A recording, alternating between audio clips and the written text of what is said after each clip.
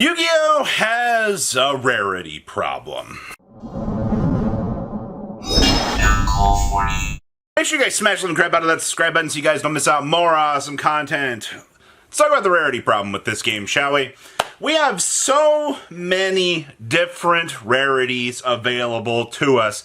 But yeah, most people really look at the secret rare. I mean, this is typically one of the biggest draw-ins that they tend to have in the game is, how much rarity do you want to have in the game? You go for the coveted OTS Ultimate Rares out of these OTS packs? Sure you do. But my problem with this is, with all of this rarity that we have available, Rarity Collection brought all the more flavors of the rainbow to your front door, but yet Yu-Gi-Oh! Has not ever once in the TCG gone, wow, we can do full arts. Wow, why is that? Why is it in Rush Duel over here that we have extended art cards, but the actual TCG just does not ever explore that option? And that's where my problem here lies with this rarity system is, we had Pharaoh's Rare. Pharaoh's Rare was just, let's put hieroglyphics on cards. And you know what? We did it for two sets. We did it on some Egyptian gods, and then we did it on some things that were not really Egyptian themed. Like, sure, we had a Neos that received it, which is fine. Niche rarities like that are fine, but that Konami's just wasting their potential. I think that's where the core of this argument comes in, because we finally, one of the biggest things that I wanted to see was Yu-Gi-Oh! Take note of what Magic the Gathering has done. Secret layers, while they can make the game look massively gaudy, you've got cards that, for example, imagine you have a Lorcana looking card in, Yu-Gi-Oh! These two things do not really tend to go together, at least componently. But with Magic the Gathering, you've got these mix-up, mash-em card design things that do kind of make the game not really feel like itself. So on the flip side of talking about something like that, I understand the fact that people might not want to see, us exploring crazy full arts, because it starts to make the cards not feel like Yu-Gi-Oh! Cards. And I understand that.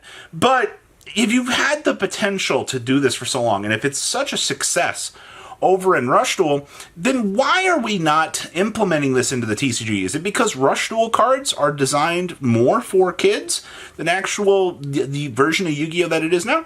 I believe that's actually one reason why. Rush Duel cards are designed to just be in your face. Wow, this is so cool.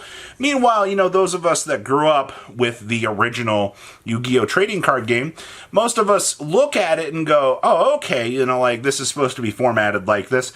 They're afraid to break the template of this and start to explore this. But now back to the emphasis here on these specialty products. Do you know how fast, for this game, people would lose their minds if Konami went, all right, our apologies, let's make a secret layer style product, or, these special edition albums that they've been doing, and do a Dark Magician and Blue Eyes full arts. You don't even have to do other things. Listen to this. This is a huge idea. The nostalgia people would hate this idea, but if Konami made a secret layer product for $40, put Blue Eyes Dark Magician full arts in there, would sell it instantly. All right, it would be crazy.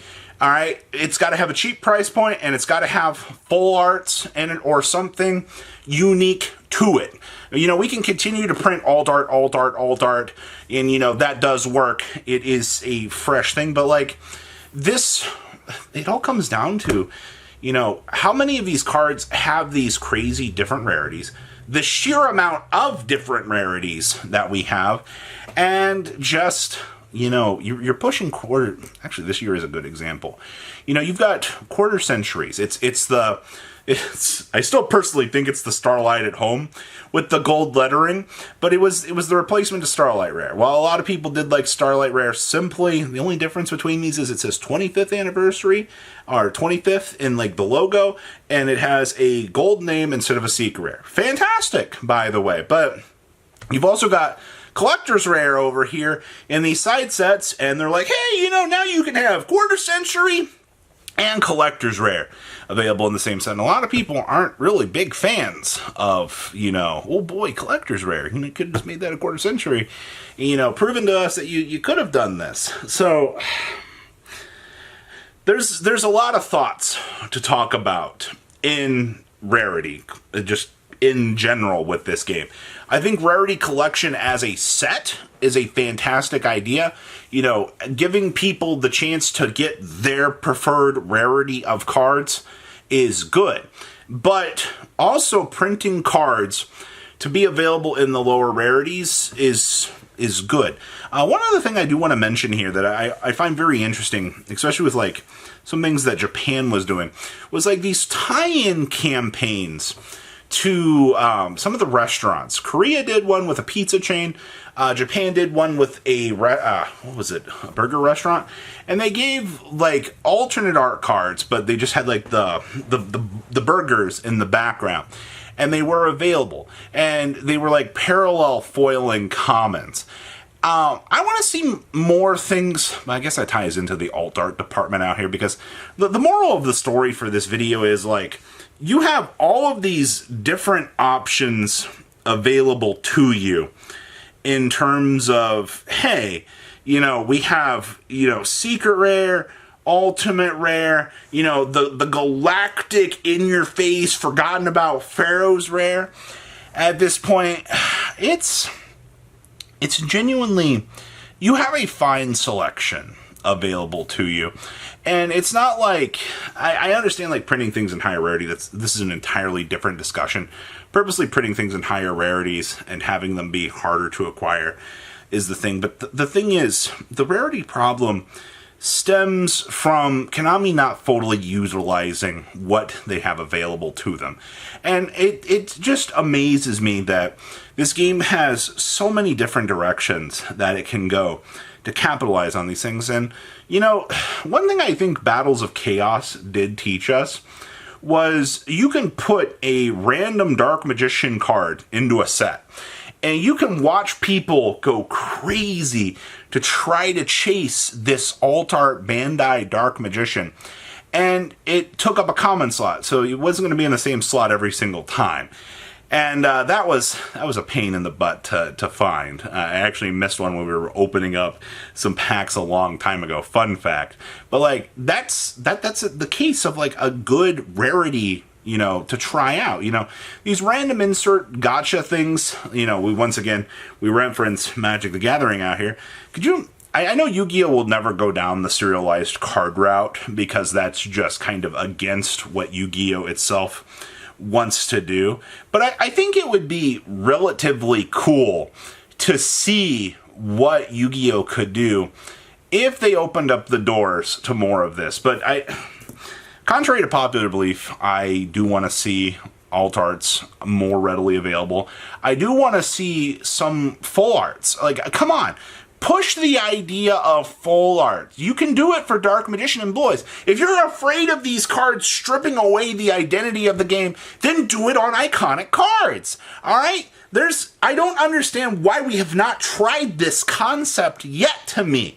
All right? It blows my mind that we have the technology available to us. You've done it in Rush Duel, and you're just like, well, no, I don't think the player base is going to like that. Jokes you tell yourself for 500. And this is a $1 million company, by the way, out here. Probably billion at this point. But this has been the Yu-Gi-Oh! Rarity problem. So what rarities, what do you want Yu-Gi-Oh! To do, spicing things up? I thought we would get full arts for the 25th anniversary, but here we are. And I don't know why, but instead we got stainless steel Egyptian gods. which I think was an interesting step in a direction, by the way, but alas, leave a comment down below. Tell me what you guys want to see. Which full arts do you want to see? You guys have a good rest of your day, alright? Patrons, thank you.